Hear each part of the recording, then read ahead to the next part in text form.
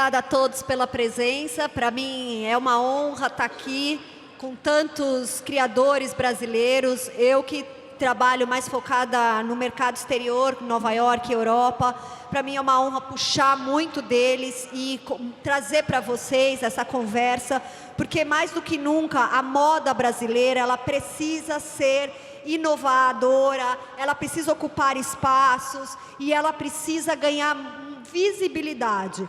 Mas não é qualquer marca, a gente tem que dar visibilidade para os criativos. Então eu vou puxar deles aqui o máximo que eu conseguir para trazer para vocês essa inspiração toda.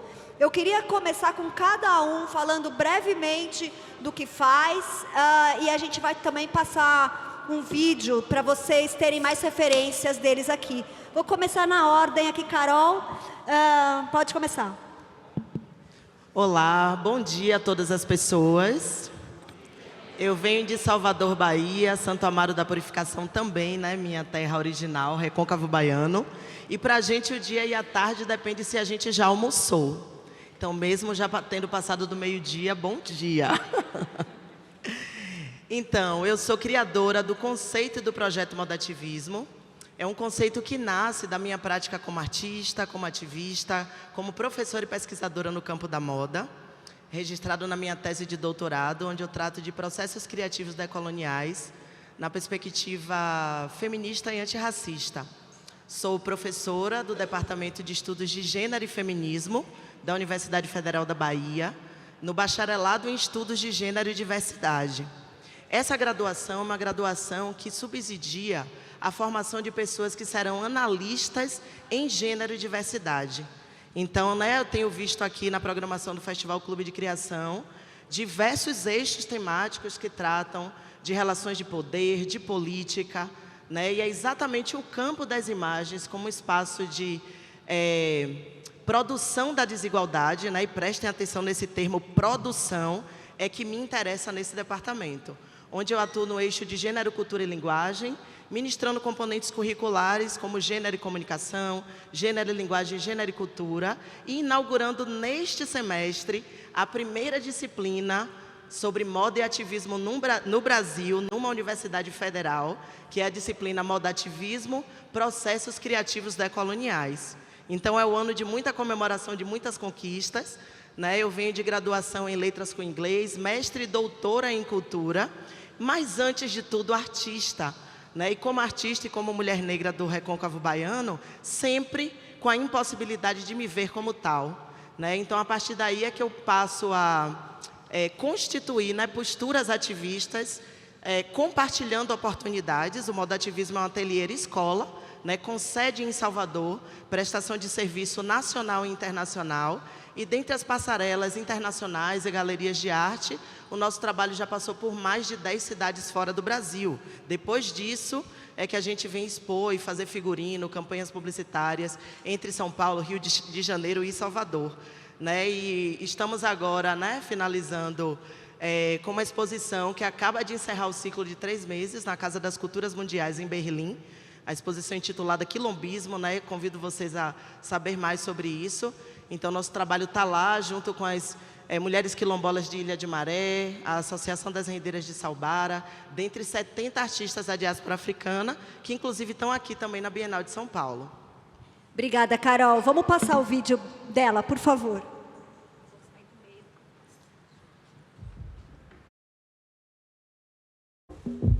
Eu viajei para Tóquio sem nada, até o traje da abertura eu tive que improvisar. 57 anos depois. Quando me convidaram a ir para desenhar o uniforme que nunca existiu, eu falei, nossa, será que eu vou conseguir dar conta disso? Criamos um uniforme que representa a história de Aida dos Santos. Oi, Carol, tudo bem? Oi, Aida, tudo ótimo. Eu queria lhe dizer que para mim é uma honra ter sido convidada para assinar esse uniforme. A gente sabe que isso é uma reparação histórica. Mas nunca é tarde, né? Nos anos 70, o movimento Black Power promoveu a cultura negra nos Estados Unidos. A modelagem desse capuz para que a gente consiga vestir nosso cabelo. E hoje, inspirou o gorro ideal para o estilo de cabelos que ganhou o mundo. Do século XVII, trouxemos a gola em estilo rufo das rainhas europeias. E essa rainha preta aí, made in Niterói. Para que, como elas, a Ida e nossas atletas mantenham a cabeça sempre erguida. Quando falo em Tóquio, entendeu? O sofrimento tão grande, eu até fico muito emocionada. Eu me inspiro muito na sua história. Abraçada pelos artistas do hip hop, incorporamos a subversão do movimento Zoot, com ombros largos que impõem respeito. Do clube pelo qual competia, desconstruímos a estrela solitária. A gente destacaria a ponta da estrela. Agora dourada. É um banho de ouro no lugar onde ela recebeu suas medalhas. De sua ancestralidade veio o azul escuro de Ogum. Se a gente pega emprestado um pouco, né, dessa expressão de hierarquia, né? O orixá guerreiro que não desiste nem nos momentos mais difíceis. O azul, pra mim, é uma cor que representa a luta. E da sua infância, o casaril do Morro do Arroz. O lugar onde a Ida dos Santos cresceu e aprendeu a ser forte. Mesmo assim, E o número da sorte dela? o 22, seu número da sorte, não poderia faltar. Junto ao coração, que sempre falou mais alto. A lembrança de como a Ida saltava de lado, pois treinava a queda em uma caixa de areia, Mas isso só nos faz crescer, né? agora é um símbolo de todos os obstáculos que saltou, dentro e fora das pistas. A super Aida dos Santos. De forma sutil, representamos até a perna machucada da primeira prova. Ironicamente, a primeira queda em um colchão. Um desafio, né? Porque a gente não quer reproduzir a história de dor. A gente quer trazer a história de superação. Coladas na pele as cores que ela não pôde vestir. A marca de quem acredita genuinamente no poder transformador do esporte. E o nome que ela não pôde estampar nas costas quando representou o seu país. Gratidão, Aida. Eu espero que logo a gente consiga se ver de perto. Uma peça criada para saltar o sarrafo na pista e os obstáculos na vida. E brevemente nós vamos viver pessoalmente. Um uniforme que nunca existiu, agora existe. Na Centauro.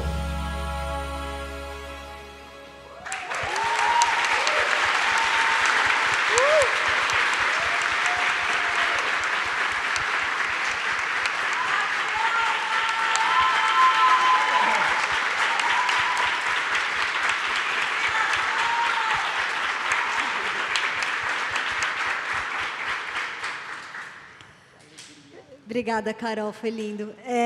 Jal, vamos agora para... Tem muita gente maravilhosa aqui, gente. Vamos agora com a Jal Vieira. Boa tarde, gente. Primeiro, agradecer o convite do festival. Acho que essa é uma troca importante para a gente, né? É uma honra estar com todos aqui. E eu acho que e aí eu vou falar de um âmbito muito pessoal. É uma honra estar com Carol. Carol é uma grande amiga, mas antes de sermos amigas, comecei como admiradora dela, do trabalho dela, enfim. Então, fico muito feliz da gente se cruzar aqui também. Bom, eu sou a Jal Vieira, eu sou designer de moda, me considero ativista também dentro das causas nas quais eu defendo. Eu sou uma designer residente num evento de moda aqui de São Paulo chamado Casa de Criadores. Para além disso, eu sou coordenadora de moda no Senac, Faustulo, recentemente ali. Trabalho com moda desde 2010, profissionalmente falando. Sou uma pessoa vinda da Brasilândia e eu sempre reforço isso porque a minha história começa muito antes da moda, né? Então, e a minha história começa muito antes de eu pisar nesse palco, de eu pisar nesse mundo. Ela começa ali com as mulheres da minha família que galgaram o caminho para que eu pisasse aqui hoje. Meu trabalho na moda, ele fala primeiro sobre pessoas e depois sobre roupas. Pensando que essa é uma indústria que bebe de uma fonte ainda com âmbitos muito colonizadores, com uma visão muito eurocentrada, e enquanto mulher negra não retinta nesse mundo, trazer as minhas junto comigo me fez entender e me faz entender constantemente que os meus espaços também são espaços para as minhas e não faz sentido eu estar em um espaço em que eu esteja sozinha. E aí isso reverbera em muitos dos meus trabalhos no mundo. Um deles, que eu considero que tenha sido um de maior importância no sentido midiático, e no sentido midiático e econômico também, porque foi o primeiro trabalho no qual eu fui remunerado e pude remunerar muito bem a minha equipe, que era composta ali naquele momento por 95% de pessoas negras. que foi ter sido a primeira designer negra no mundo a fazer uma collab com a Marvel, a pedido da Marvel, da Disney. Isso me projetou outros espaços coletivamente falando, que foi trazer os meus comigo, projetar o trabalho dos meus comigo nesse sentido. Tive algumas projeções também importantes, com o clipe Me Gusta, da Anitta e da Cardi B, que também projetou o meu trabalho. Fui premiada pela revista Glamour como estilista do ano em 2021. Tenho formações ali em moda, mas permeio pela fotografia, pelo audiovisual, pelo terceiro setor, que foi onde eu comecei, de fato. Então, a minha visão do mundo da moda, ela perpassa por inúmeros processos antes de chegar na moda. Eu entendo a moda, não só hoje, mas como sempre, que não existe espaço mais para uma moda que só pense estética. É necessário que a gente pense em transformação social. Quando a gente fala de sustentabilidade, é não pensar somente na sustentabilidade ambiental, mas também na sustentabilidade humana. Como eu trato as pessoas com as quais eu trabalho, como eu remunero essas pessoas, como eu olho no olho, se eu quero saber como essa pessoa está de verdade. Então, por isso que eu reforço que o meu trabalho é antes sobre pessoas. E esse encontro com essas pessoas se resulta em roupa. Mas é isso. Obrigada, Jal. Vamos...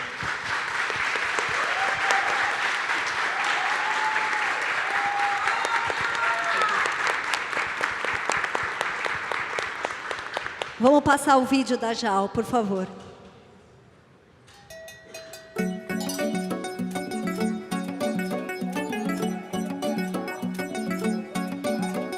Sou angolano, africano, índio, riquenho, mexicano, preto, amarelo, pardo, sou mistura, brasileiro nato. Isso não vem do branco, pegando minha cora, Congo, agogô, meu banto, pra salsar as almas do meu bando. Procedo identidade, afropop, aniga da laje, nas favelas de Caleja, sabem, te apresento os meus ancestrais. Africane,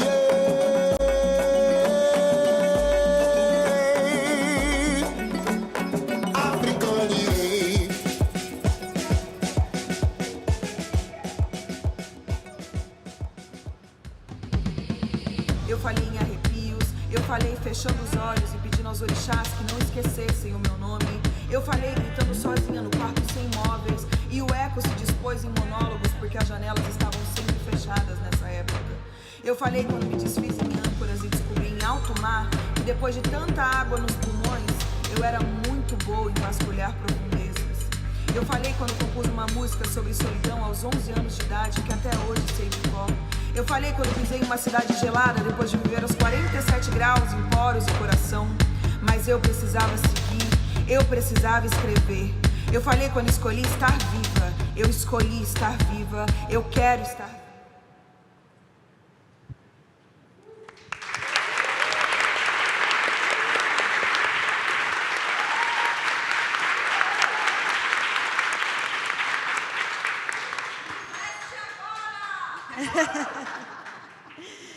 Igor, por favor, apresente-se.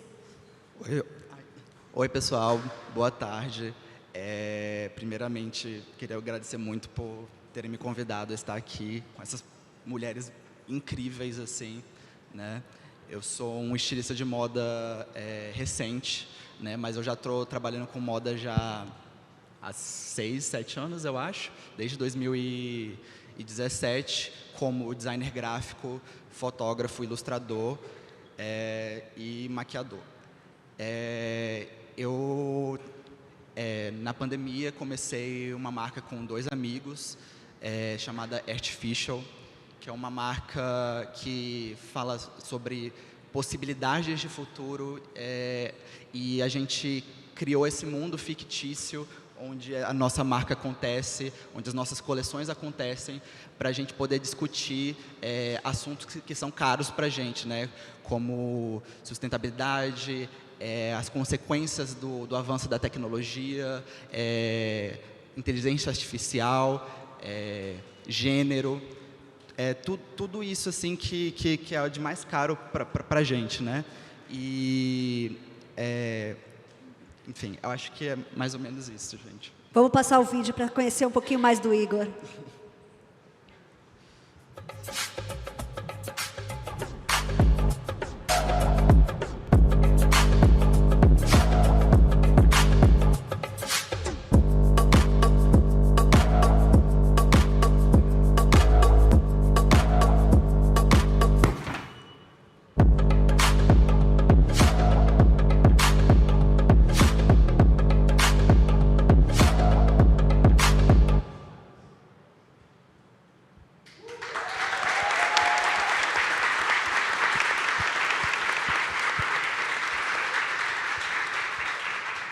O Igor só esqueceu de falar que ele é completo, ele é um multiartista, ele é, sabe, de fotografia, produtor gráfico, estilista, que mais, Igor? É bastante coisa, gente, é porque eu tô nervoso, desculpa. A gente ajuda. Agora a linda Patrícia, fala um pouquinho sobre você, Patrícia. Boa tarde. É um prazer estar aqui com pessoas que eu admiro tanto, Carol, a Jai, o Igor conheci hoje, mas já admiro também. E agradecer pelo convite, né? Estar aqui na 11ª edição, é uma honra com pessoas incríveis. Meu nome é Patrícia, eu sou uma mulher indígena, eu sou ativista desde os 16 anos, sou artista e trabalho com moda ancestral há 9 anos. Onde eu tento contar um pouquinho da nossa história através da arte, contar um pouquinho de quem são os povos indígenas do Brasil, que é muito pouco falado ainda. E hoje nós podemos, né, contar a nossa própria história, fazer o nosso próprio caminho, né, sem atravessadores. E estar aqui hoje para falar sobre moda ancestral é como trazer, né, os meus ancestrais aqui e contar para vocês da nossa resistência, da nossa vida, da nossa luta e trazer um pouquinho, né, da essência daquele Brasil que pouco se mostra hoje. É isso. Obrigada, Patrícia.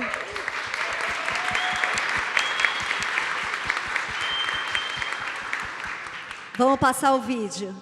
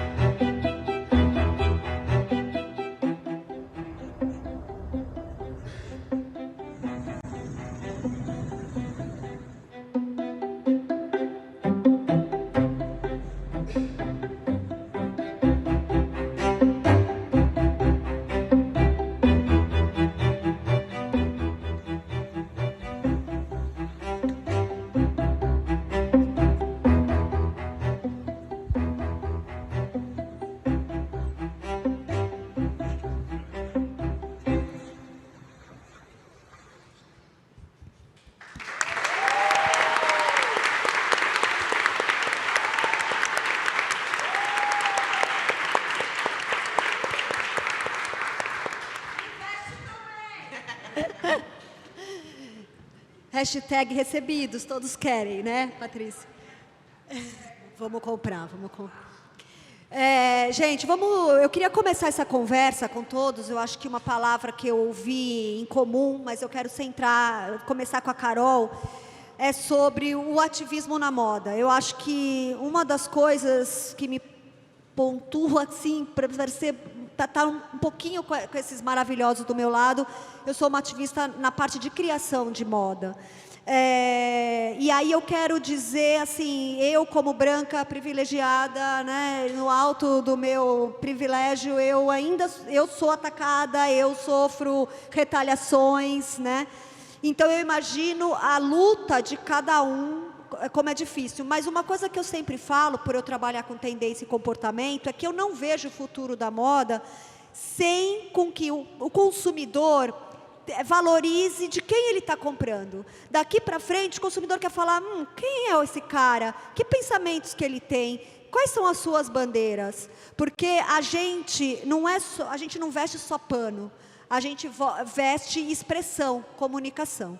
Então, Carol, eu quero que você, por ter criado o Moda Ativismo, por eu saber recentemente, através de você, que foi hackeada, é um trabalho tão importante e maravilhoso. O que te dá forças para continuar, porque a luta não pode parar, e como você vê no futuro a moda contribuindo para a sociedade? Ótima pergunta, né? Para respostas extensas, que eu vou tentar resumir um pouquinho. Primeiro, né? O que seria ativismo na concepção de grupos subalternizados em representatividades, maiorias minorizadas? Né? Para conceituar moda ativismo, eu primeiro preciso pensar, justificar por que é que eu não uso o artivismo, né? Especialmente dentro da universidade, né? E do campo de debate queer, LGBTQIAP+. Artivismo é um debate muito em voga, né? E eu, como vim de uma graduação em letras com inglês, ou seja, estudei o campo da arte e da literatura, eu tive que aprender e reproduzir que a arte é reconhecida pela sua gratuidade, né? E pela sua não funcionalidade.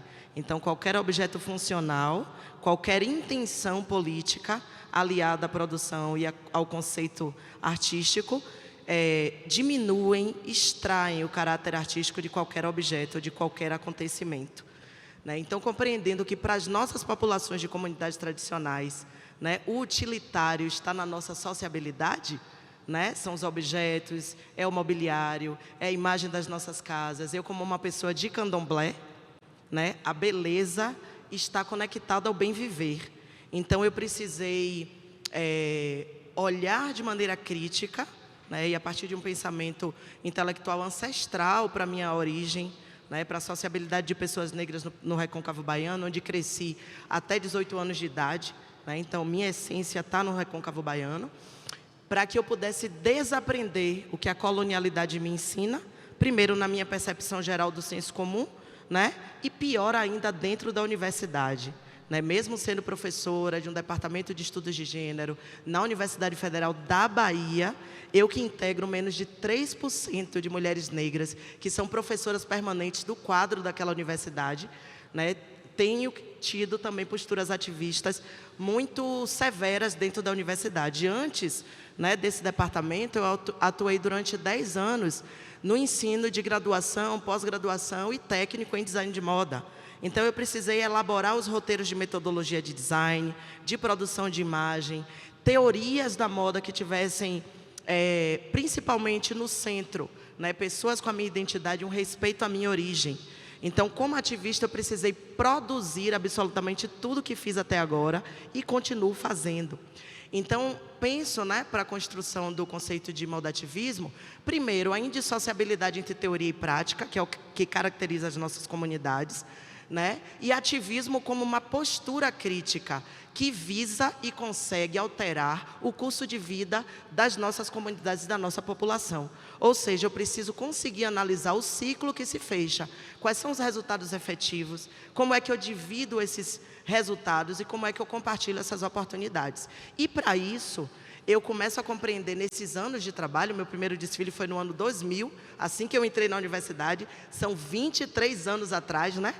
E eu precisei compreender que, primeiro, né, compreendendo moda para além da materialidade, né, moda está no campo da produção do discurso. E quem me ensina a pensar isso é o campo da análise do discurso crítica na linguística. Então, pensando que discurso e prática social são vias de mão dupla, né, eu preciso redesenhar as nossas práticas sociais para que os discursos sobre mim, sobre a minha corporalidade e a minha imagem, que é sempre e compulsoriamente significado como negativo, seja modificado. Então, teorias não andam sem debates políticos que possam, né, de fato, construir políticas públicas e outras práticas reais de mudança do curso da vida das pessoas. Então, pensando o moda-ativismo tanto como uma metodologia, né, como um espaço de construção de afetividades, né, como Jal falou, né, como com certeza também é o trabalho de Patrícia, é exatamente compartilhar lugar de poder e decisão que transforma. Então, a gente hoje tem visto no campo da produção das imagens que a nossa imagem está lá.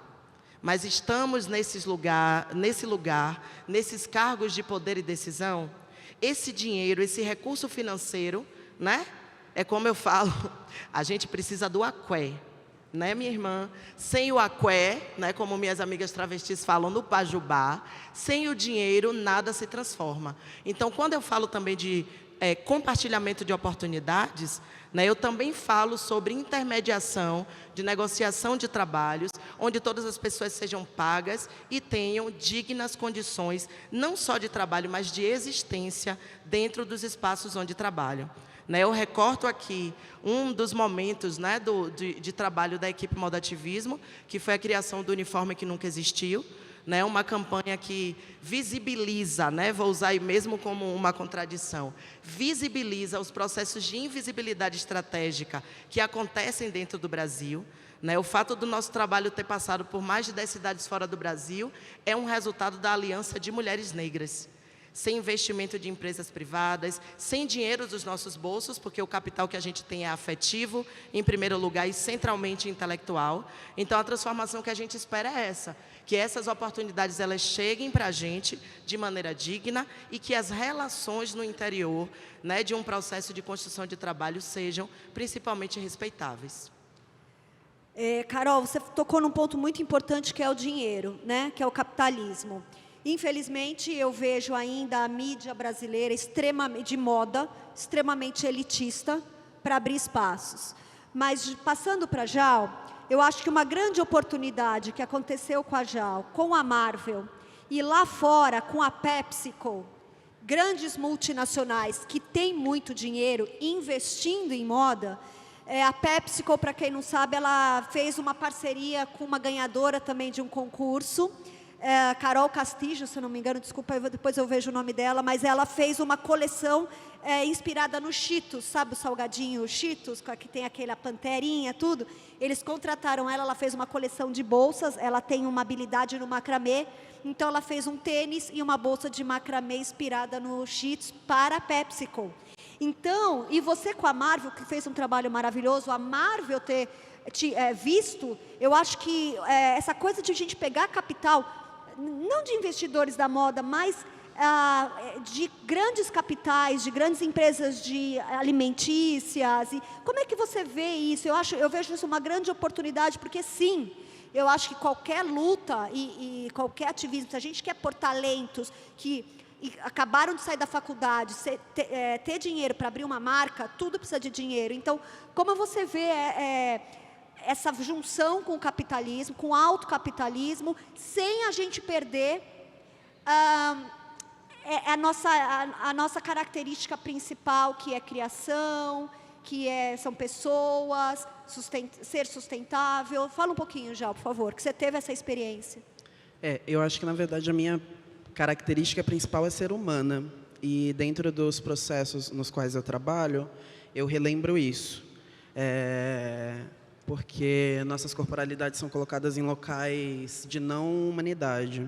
Então, nos meus processos, é esse lembrete que eu faço. Acho que a importância de projetos que invistam no nosso trabalho, que não são oportunidades, é uma troca, porque o meu talento, ele vale dinheiro, né? O talento dos meus vale muito dinheiro, vale muito intelecto, muito investimento de tempo. E mais do que isso, uma vez eu escutei o Leandro Castro, que também é da Casa de Criadores, em uma palestra perguntaram para ele: como é que você chegou num lugar para definir o preço da sua roupa? E aí ele falou: foi quando eu entendi que é a minha vida, que ali está a minha vida. Se é meu tempo de vida que eu invisto ali, todo e qualquer, inclusive esse tempo que a gente está dividindo aqui, é para além de uma troca, é muito intelecto trocado aqui, é muito investimento. Então, quando empresas que têm maior acesso a dinheiro, investem nesses talentos, nessas potencialidades, eles estão possibilitando, de alguma forma, em meio a essa troca, porque eu também estou muito cuidado com expressões que uma vez escutei Carol falando. Alguém falou em um momento de dar visibilidade a, e era uma corporalidade branca. E aí Carol até citou, né, de que quando uma corporalidade branca se refere a um corpo dissidente dizendo que vai dar visibilidade, essa corporalidade branca ela está se colocando no lugar de detentora do poder de ceder lugar para essa pessoa. Isso nunca mais eu apaguei da minha cabeça. Então, quando Marvel olha para mim, enxerga a potência do meu trabalho, e não só do meu trabalho, porque o meu trabalho não é sobre mim, é sobre toda uma gama de pessoas e de talentos envolvidos ali. Quando Marvel entende o talento desse coletivo e investe dinheiro, Marvel está entendendo que, e está possibilitando que o nosso trabalho e as nossas possibilidades de vivência digna nesse mundo se perdurem a longo prazo. Porque é isso que Carol disse, visibilidade não paga nossos boletos. A gente precisa de condições dignas para se viver. E isso só se é possível com investimento financeiro nessas marcas, nesses trabalhos, nessas pessoas, nessas histórias. Então, eu entendo a importância de Marvel investir nesse trabalho, porque com a projeção que Marvel me trouxe, Marvel e, na sequência, um trabalho que eu fiz com a Disney, em parceria com a Marvel é um braço da Disney, né? Então, toda vez que a gente se refere como produtos diferentes. Mas ter sido chamada, por exemplo, para fazer a mentoria do projeto O Poder é Nosso, que foi na sequência dessa collab que eu fiz, em que nós uníamos 5 artistas visuais negros brasileiros e cruzávamos com as histórias de 5 personagens negros da Marvel, entendíamos qual era a conexão entre pessoa e esses personagens, entre essas histórias, e projetávamos não somente novas artes, mas com um grande magazine que produzisse as obras desses artistas projetadas nas peças de roupa. Marvel entende que é necessário que haja remuneração para a continuidade do trabalho dessas pessoas, que já têm seus talentos ali postos. Não é nenhuma outra empresa que possibilita que esses talentos sejam mostrados, porque eles já existem o tempo inteiro, eles só não são massificados. E existe uma outra questão que a gente precisa tomar muito cuidado, é quando a gente se refere a marcas que têm menos projeção midiática, como marcas pequenas. O que são marcas pequenas? Aqui eu vou dar um parênteses, que eu estava conversando no bastidor com a Jal, e eu falei, Jal, como a gente faz grandes talentos como você, Igor, Patrícia e tal, dar visibilidade nesse Instagram, né? Ter milhões de seguidores, como algumas marcas que não são tão boas têm. E aí ela me deu uma aula. E aí eu falei, você tem que falar isso na mesa. Vamos lá, Jal. O que são marcas pequenas, né?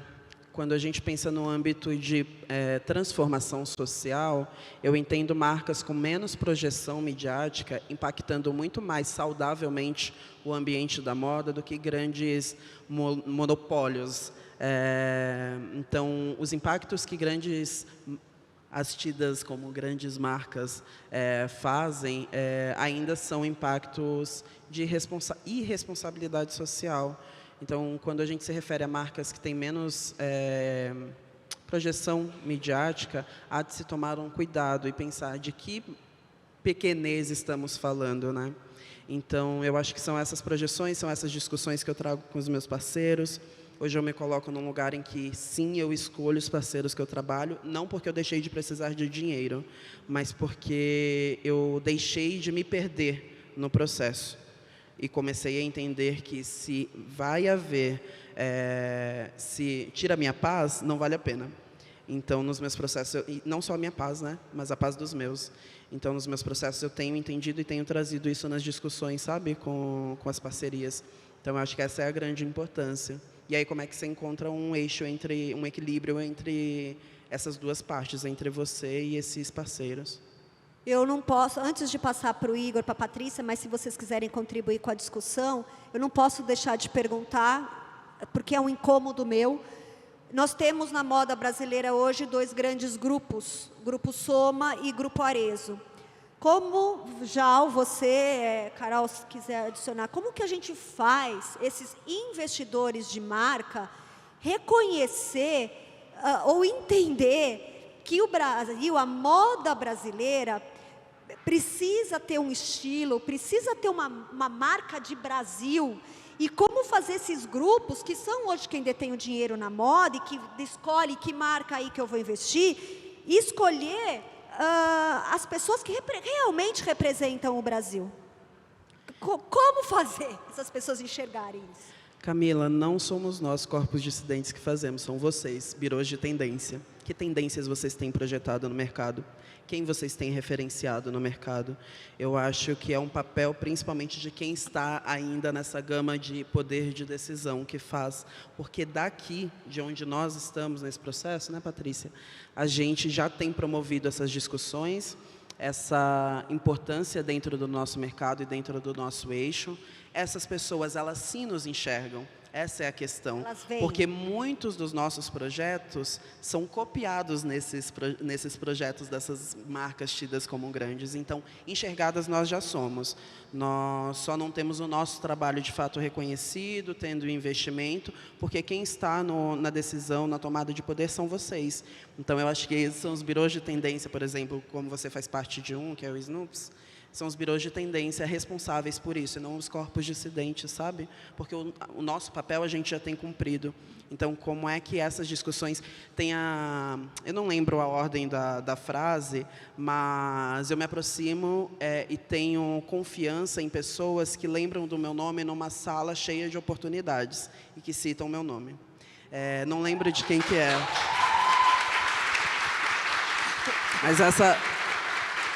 Só reforçando, eu não lembro de quem que é, essa frase não é minha, tá, gente? Mas eu sempre lembro disso. Se alguém souber de quem que é, eu não lembro de cabeça mesmo. Mas eu acho que é sobre isso, sabe? É mais papel de vocês que ainda estão nessa tomada de poder e quem vocês trazem, porque, por exemplo, os caminhos que eu tenho visto na educação, por exemplo. Hoje eu fui contratada como coordenadora de moda em uma grandíssima instituição educacional. Então, são essas pessoas as responsáveis, sabe? Quem tem o poder de decisão, de contratação. Quais são os nomes que você cita nas suas reuniões? Eu acho que é sobre isso, sabe? Muito bom. Eu queria completar a fala de Jal, né? Muito boa a sua pergunta. Né? Você que trabalha com essa comunicação internacional da moda brasileira deve escutar muitas críticas, mas onde está a moda brasileira? Né? A partir daquilo que é recortado, como já o trouxe, para expressar essa brasilidade, que brasilidade pode ser expressada por uma sociedade que não assume o racismo? É mais fácil, seja na formação universitária ou nas conversas, se falar do Holocausto alemão, né? Mas assumir o racismo como uma mazela atual, contemporânea, que interfere na sociabilidade, na maneira como a gente se enxerga e especialmente na maneira como a gente enxerga as outras pessoas. É muito difícil.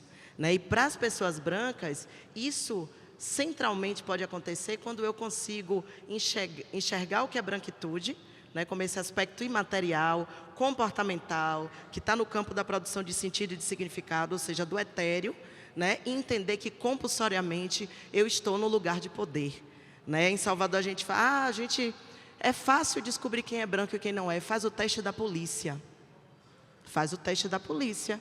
Como é a abordagem policial numa blitz, né, para ver o documento de um carro, ou na hora de guardar uma mala no avião.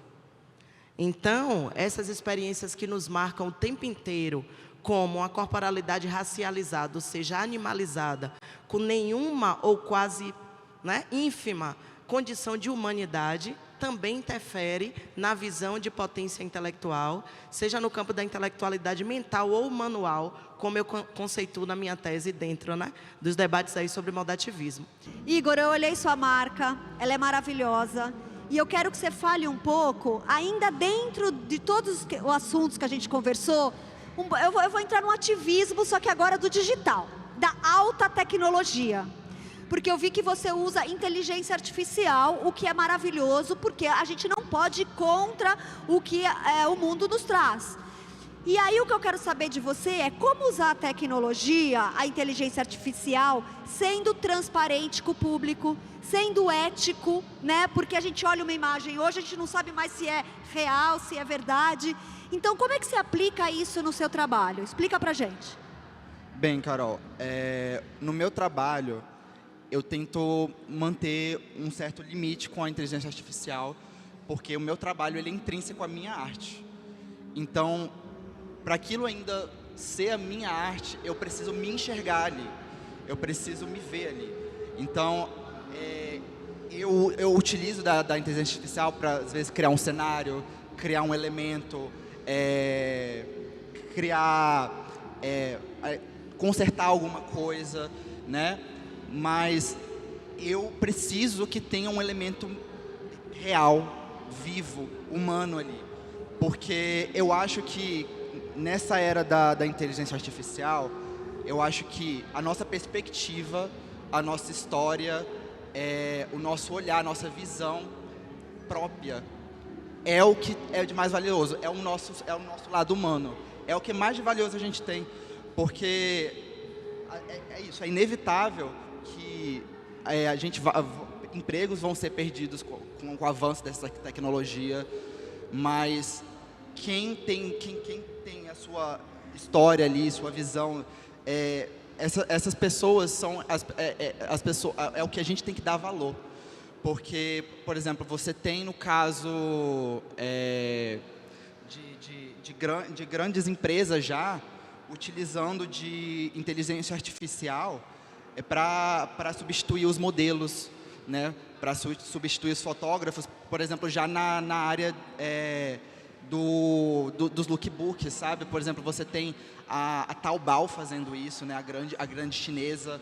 Você tem a Levi's agora que anunciou que ia utilizar modelos de inteligência artificial para aumentar o casting de diversidade deles. Qual é o sentido de você criar diversidade através de uma inteligência artificial? É um verdadeiro green activism. A gente fala muito de greenwash, né? Empresas que se... É uma diversidade ilustrativa. Assim, e fake, né? Fake. A gente tipo, desde criança, né, por ser LGBT, eu lembro de, tipo assim, a gente via alguma representação, né, na TV de um gay lá e tal, mas não era representatividade de verdade, era sempre um homem hétero, caricato, escrachando o que a gente é. E eu lembro de tipo, ter que estar sempre caçando, sabe, pequenos lugares onde eu podia me ver. E quando eu achava esses lugares, era sempre muito de desgraça, sabe? Tipo, você via sempre, eram histórias tristes, sabe? E só dessa última década para cá que a gente começou a ver uma crescente dessas pessoas, da gente sendo visto de fato. E aí você vir, né, uma marca desse tamanho como a Levi's e vir falar que a gente vai ter grande representatividade, agora a gente vai ter a grande representatividade, mas essa representatividade ser robótica, não ter história, não ter alma, não ter a nossa experiência, que representatividade é essa, sabe?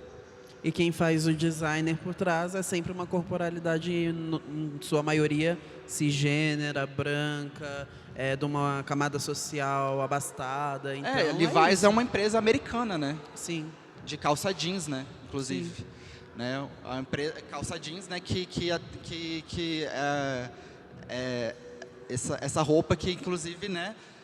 Gasta aí 3.600 litros de água para você produzir uma, né? E eles não se colocam, sabe, sobre isso, sabe? Então, é isso, sabe, eu acho, no geral, Carol, um pouquinho. Igor, eu quero te fazer mais uma pergunta, um pouco do que eu conversei com eles. Como a Carol, vou falar que vocês são pequenos, vamos falar por número de seguidores no Instagram, ou até pelo faturamento. Como é que a gente faz o nosso consumidor, o brasileiro, valorizar, conhecer os seus próprios, as novas gerações que estão vindo na moda, captar, entender a criatividade que tem essas pessoas e comprar, e efetivamente dar o dinheiro, comprar roupa de um cara talentoso igual você? Cara, Carol, o que eu tenho visto, assim, né, a minha experiência agora, começando como estilista, né, com uma marca, é que acho que o mais importante agora é a gente criar comunidade, sabe? É a gente olhar para a nossa cena local, né? Que, por exemplo, lá em Brasília a gente nem tem essa cena ainda acontecendo de verdade. A gente está correndo atrás dessas pessoas, né? Tipo, de conhecer esses criativos que estão lá com a gente também, né? E eu vejo que, assim, a gente, como comunidade LGBT, a gente tem pequenos espaços onde a gente se encontra. E a gente sempre vê as mesmas pessoas, sabe? E eu acho que o importante, principalmente, é a gente começar a ser visto pela nossa comunidade e essa comunidade abraçar a gente. A gente vê essa coisa de, tipo, das pessoas que a gente conhece abraçarem o nosso trabalho, porque vem a paixão, né? Tipo, vem o esforço que a gente faz de fato fazer moda num lugar que não entrega condições nenhuma da gente fazer. Assim, isso é no Brasil em geral, mas Brasília, por exemplo, nem polo de moda é. Tudo é longe, sabe? Todo material que a gente tem que conseguir vem de fora. As costureiras não trabalham com marcas autorais praticamente, todas trabalham muito com pequenos ajustes e às vezes vale muito mais a pena uma costureira em Brasília fazer 2 barras de calça do que uma peça para uma marca autoral, sabe? Então tudo é um corre, tudo para você fazer a marca acontecer é difícil, mas a paixão que move a gente e as pessoas que estão com a gente. Inclusive, por exemplo, nossos modelos são pessoas que a gente chama, são pessoas que a gente conhece, são amigos de amigos, pessoas que participam da nossa cena, né?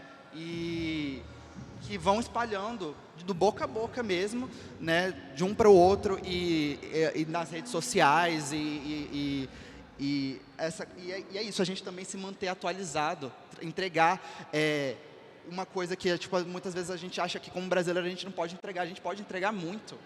Eu acho que o brasileiro ele é foda, sabe? A gente faz muito com pouco. Por exemplo, eu acho que a gente tem que se aproveitar mesmo das tecnologias que estão vindo aí, não ter medo delas. A gente tem que abraçar, sabe? E é isso, eu comecei a utilizar a AI no meu trabalho e ela me possibilitou criar um mundo que eu achei que lá na concepção da marca ia ficar só nas ideias, sabe? Porque eu já trabalhava com montagem há muito tempo, né, de fotografia, mas para você trabalhar com isso é um trabalho que leva muito tempo, sabe? É um trabalho que, tipo, na era das redes sociais, que exigem que você tá ali, ó, todo dia, soltando alguma coisa, senão o algoritmo não entrega. Não entrega, né, te joga para debaixo do tapete. Sim. Né? Ai, não. Ai, desculpa, me perdi. Mas, enfim, o algoritmo te joga para debaixo do tapete se... Até a rede social te obriga a ser criativo o tempo inteiro, porque o tempo inteiro você tem que estar postando alguma coisa interessante, você tem que... A gente se cobra demais. Se cobra demais. E é isso, tipo, ansiedade, né? Todas essas coisas. Por exemplo, a minha fotografia, né? Ela tem essa estética que ela vem muito desse, ela é ultra, eu chamo minha estética de ultra artificial. Por quê? Porque da onde que vem essa minha estética? Ela vem justamente de ter crescido nos anos 2000 com essa estética que era impossível, que era uma estética onde eu não me via, eu não via os meus amigos, eu não via, sabe, eu não me enxergava ali, e era uma estética que me oprimia, que me fazia me sentir menor, sabe? E quando eu venho de novo, eu trago essa estética, eu quero incluir essas pessoas que não estavam nessa narrativa. as minhas amigas trans pretas, sabe? São todos os meus amigos LGBTs, todo mundo que eu não enxergava e que foi afetado por essa estética e por essa época que massacrava tanto na cultura da ultra estética, né? E produtificava tudo, né? É uma estética de produto, né? É uma estética que eu quis trazer também justamente porque hoje, nas redes sociais, a gente virou um produto, né? A gente virou o avatar de nós mesmos, né? A gente vende os nossos dados, a gente vende a nossa imagem, a gente vende a nossa voz. Então, assim... E se você não se expõe, você não é ninguém. Sim, e aí eu quis me apoderar dessa imagem, dessa imagem opressora, para poder falar, para poder botar minha voz no mundo e, enfim, mostrar as histórias das pessoas que eu amo, sabe? Igor, eu acho que você deu aqui para o público uma grande lição para quem está começando. Foca no seu local. Não precisa começar querendo ser enorme, né, Jal? Talvez seja isso. Foque no seu grupo, enxerga aquela oportunidade que está faltando, que é aquele produto que não existe no mercado. E acho que é isso. E começa, né? Porque tem muita gente que tem esse medo de, eu não tenho dinheiro, eu não tenho facilidade na produção. Sim. Eu acho que uma coisa que talvez, Paty, possa contribuir bastante é de como o autoconhecimento, se conhecer tua história, conhecer teus processos, colabora também no seu desenvolvimento. Não sei o que você acha sobre, de como isso potencializa teu trabalho, sabe? Antes, que a gente vai sair agora de um mundo totalmente digital e tecnológico, porque eu sei que você está no mundo oposto, que é totalmente artesanal, só roupa pintada à mão, e que é um valor também incrível. E a gente está vivendo num mundo polarizado, num mundo de extremos, e que os dois extremos têm muito valor. Então eu quero que você fale um pouco disso, dessa valorização de mão de obra artesanal, e eu quero que você fale, que eu acho que a maioria do público que está desesperado para te pegar, a pergunta é para você: a moda se inspira em outras culturas. Qual que é o limite ético entre inspiração e apropriação cultural, na sua visão? Então, eu vou na contramão do mundo hoje, né? Que eu trabalho com uma moda autoral. Eu fui a primeira mulher indígena a trabalhar com grafismos étnicos. E hoje o mundo está muito rápido, né? E eu vou na contramão disso tudo, porque o meu trabalho ele é artesanal. Eu até falo para os meus clientes, né, que não é uma peça que vai chegar em 5 dias, né? Eu vou pintar, tem toda uma inspiração. Slow fashion, isso que é o slow fashion. Você espera que eu vou fazer a hora que acabar, eu te aviso. Isso. E tudo casa com de onde eu vim, né? Porque uma mulher indígena que sai de um território, quem vem, né, para a cidade, que procura... Eu até falo que o meu ativismo, nós já nascemos ativistas, sempre, porque a nossa resistência é para sobreviver. Então, eu cresci num município que, até comentei com Carol, muito parecido com o sul do Pará, onde que nós enfrentamos todos os tipos de estereótipos, racismo. Então, assim, isso só me incentivou a estar aqui, né, hoje, escrevendo, né, essa história de uma mulher indígena ativista, que tem também... Eu tento mostrar no meu trabalho a sobrevivência e a resistência do meu povo, porque poucas pessoas sabem, né, quem são nós de verdade, quem são os povos indígenas. As pessoas olham como um povo só, mas não. Nós somos 305 povos, temos línguas diferentes, temos histórias diferentes, cada um tem a sua organização social. E quando a gente fala de arte, de grafismos, a gente também tem um respeito um povo com o outro. até para não entrar, né, na apropriação cultural, de pegar um grafismo de outro povo. E tem limite? É isso que eu queria que você explicasse para um criador, branco. Se tem limite, se ele pode se inspirar aí na sua cultura, e se inspirar, até onde ele pode ir? Ou não? Então, hoje, eu vou falar pela minha experiência, Patrícia, hoje nós estamos lidando com muita apropriação cultural. O que é apropriação cultural? É você pegar esse grafismo que eu estou vestindo e falar que você criou, e você usar ele de uma forma errada, contar a história dele atravessada, sem saber realmente o que significa, o que você quer passar. Porque eu falo que minha roupa, ela tem voz, porque minha roupa conta uma história. Cada grafismo tem sua história, cada grafismo tem um significado. Então, hoje eu vejo, né, que a gente está vivendo isso aí, dessa apropriação cultural de grandes marcas.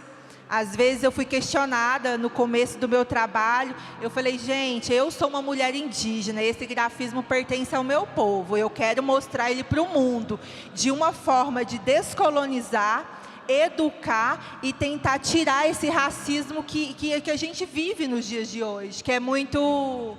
As pessoas não se assumem, né, racistas, mas são. Então, a minha roupa, ela tem voz, ela tem um poder de contar uma história, de contar uma ancestralidade, porque eu falo que até ele chegar às minhas mãos, meus ancestrais lutaram, sobreviveram, resistiram, para que eu pudesse estar aqui hoje mostrando minha arte para o mundo. A rede social também é uma ferramenta muito importante. E é importante de denúncia também, quando alguém está copiando, quando alguém está fazendo apropriação cultural, e é dessa forma na denúncia que a gente consegue ensinar a maioria das pessoas, não? Eu vejo como uma ferramenta para a gente mostrar, contar a nossa história, porque eu comecei, né, eu não pensei que eu atingiria um público tão grande quando eu comecei, porque a gente tem a ambição, né, mas também tem os pés no chão. E eu alcancei um público, pessoas que consomem minhas peças, que usam. Eu sempre conto a história, né, do meu povo, quem somos, o que é aquele grafismo, o que ela está vestindo. E a gente também bate com essas pessoas que vêm, né, tomando os nossos espaços, porque eu falo que para uma mulher que vem do território, e você chega num lugar e já tem uma pessoa que está copiando sua roupa, fazendo aquilo igual marcas, né, eu não vou citar o nome, que já fizeram isso, e você se sente, meu Deus, como assim? E tem que ter limite, usurpada, né? Usada, roubada. Exatamente, e não dão a visibilidade para aquele povo, porque são pessoas, são marcas que não falam do povo, né? E eu sempre trago que o meu trabalho, ele é social, ele é educativo. Eu me vejo como uma mulher empreendedora que levo para a minha comunidade também todos os benefícios que eu tenho, né, aqui. Eu tenho um contrato com o meu povo, Camaiurá. Cada peça, uma parte do valor vai para a minha comunidade, que foi uma forma que eu vi de ajudá-los, porque eu seria hipócrita de falar que nós indígenas não usamos dinheiro, nós usamos, nós precisamos dele hoje, infelizmente. E foi uma forma de ajudar a minha comunidade, uma forma de empoderar as mulheres. Eu também trabalho com artesanato, né? Então, onde eu coloco minhas peças, eu coloco os acessórios, eu conto a história dos acessórios, das artesãs, que é uma forma também de mostrar para as pessoas, né, o nosso trabalho completo. Porque eu falo que antigamente os nossos grafismos eram nossas roupas, porque a gente não usava roupa. E hoje eu coloco eles no tecido, de uma forma de contar a nossa história para o mundo. Porque eu acredito que... Eu tenho uma frase que eu sempre falo, que o futuro da moda, ele é ancestral. Porque agora é a vez das mulheres indígenas, das mulheres negras, do empoderamento que nos foi tirado. que por muito tempo nós lutamos para alcançar esses espaços de voz, de fala, dentro da moda, na política, e foi negado. Hoje a gente está retomando esses espaços, nós estamos ocupando, e eu acredito que o futuro ele é indígena, que nós vamos, né, estar aí mostrando nossa arte para o mundo, como muitos já estão, e é isso. Eu acredito isso, parabéns. Eu, como comportamentalmente falando, eu percebo o mundo já numa mudança muito forte, neste movimento, e que nós, como branca, privilegiada, hétero, tenho uma obrigação, e eu, como tendo voz na moda, como a Jal falou, de dar espaço e falar mais, para que a gente possa construir uma moda de verdade diversificada, né? Então, é um prazer estar com vocês. Eu espero colocar o @ de todos eles na rede social, para vocês terem como comprar as peças, terem como seguir. E para mim foi um prazer conversar com essas mulheres e com esse cara tão especial. Obrigada a todos.